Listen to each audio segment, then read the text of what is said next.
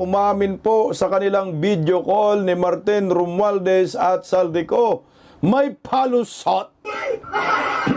Ang tanong, papalusutin kaya ho ito ng mga mamamayang Pilipino at paniwalaan kaya ng taong bayan ang mga palusot ni Browner?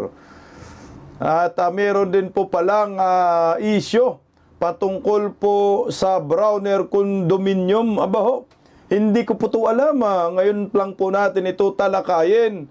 Kasi kumakalat sa social media, lalo na na-post ni Maharlika ho ito pala, na meron di manong Browner condominium. Aba, kinumpirma din po ng naturang Armed Forces of the Philippines sa Chief of Staff na meron talagang Browner condominium.